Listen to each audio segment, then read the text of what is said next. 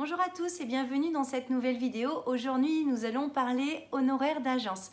C'était important pour moi de vous expliquer où va votre argent.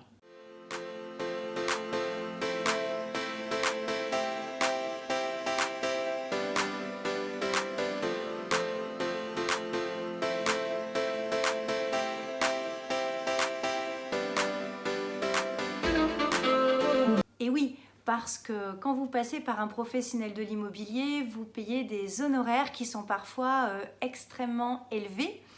Et enfin voilà, pour moi, une somme de 5 000, 10 000 euros, pour moi, c'est une somme élevée. Donc, je voulais vraiment vous expliquer, vous sensibiliser et puis surtout que les personnes qui pensent que nous sommes payés grassement, parce que je l'ai entendu, et que quand nous vendons 5 biens dans l'année, ça nous permet de vivre toute l'année, c'est pas vrai. Voilà. Donc après, chacun est libre de choisir le nombre de ventes qu'il veut effectuer avec son salaire annuel, hein, bien évidemment. Mais voilà, moi, c'était important. Tout d'abord, sachez que je suis conseillère en immobilier, que je travaille sous l'enseigne Pietrapolis si vous ne le savez pas, et que je suis auto-entrepreneur. Et oui, contrairement à ce que beaucoup de personnes pensent, la majorité des conseillers immobiliers ne sont pas salariés. Donc nous avons ce statut d'auto-entrepreneur.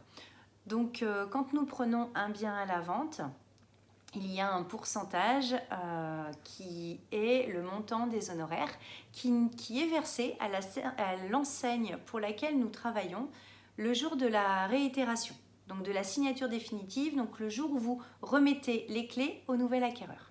En fonction de l'enseigne pour laquelle on travaille, nous les agents immobiliers, nous avons un montant, un pourcentage de commission qui nous est reversé. Donc on va prendre un exemple de 50% pour que ce soit plus concret. On va dire que les honoraires sont d'une jolie somme de 10 000 euros. C'est une jolie somme, hein, on est d'accord. Eh bien tout ça va pas dans ma poche. J'aimerais bien, hein, mais c'est pas le cas. La commission de 10 000 euros, la moitié va à l'enseigne, l'autre moitié à l'agent immobilier. Donc déjà, de 10 000, on passe à 5. Ouf, ça fait un peu mal quand même. L'enseigne, elle, va payer des impôts de son côté, des taxes, plus tous les frais qu'elle a eus pour pouvoir commercialiser votre bien et elle va garder le reste.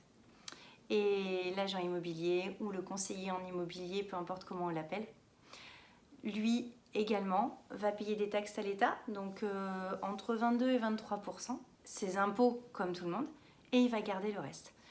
Donc on va dire que quand vous versez 10 000 euros à un agent immobilier, à une enseigne, dans la poche concrètement de l'agent immobilier, celui qui a été à vos côtés quotidiennement, jour après jour, enfin normalement, hein, c'est comme ça qu'on travaille, qui vous a fait des comptes rendus réguliers, qui a répondu à vos appels de 8h à 19h, même plus tard, qui était disponible les week-ends, etc. Il lui reste entre 2 et 3 000 euros dans sa poche. Voilà, donc pour moi c'était important de remettre les choses dans leur contexte. J'ai vraiment trop entendu qu'on était trop payé, trop bien payé, que c'était facile, etc. C'est pas tout à fait vrai. Effectivement, il y a des agents immobiliers qui gagnent extrêmement bien leur vie et heureusement, et comme toute entreprise, parce que ça fait 20 ans qu'ils font ce métier ou 15 ans ou peu importe le pourquoi ils gagnent très bien leur vie, c'est de toute façon le fruit de leur travail. Donc c'est important de le valoriser, c'est que sans travail, pas d'argent. C'est une évidence. Certains y arrivent mieux que d'autres, mais comme dans tous les corps de métier.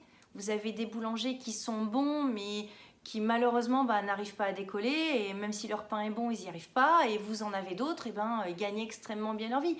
Il y a de très grands chefs et des chefs moins grands, mais l'essentiel c'est que tout le monde y trouve son compte et qu'on s'épanouisse dans notre travail.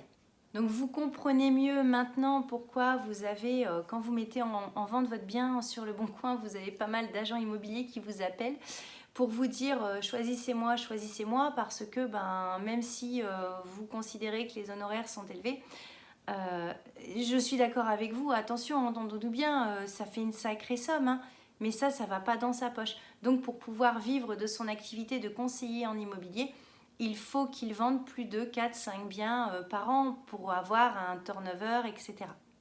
J'espère que cette vidéo vous aura plu et vous aura permis de comprendre un peu mieux comment fonctionne notre métier au niveau des honoraires. Si vous avez des questions, n'hésitez pas à les poser. Vous savez comment me joindre si besoin.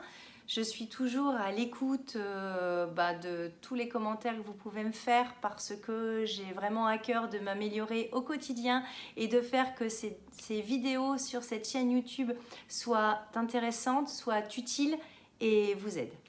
Je vous souhaite une très belle fin de journée. Je vous dis à très vite.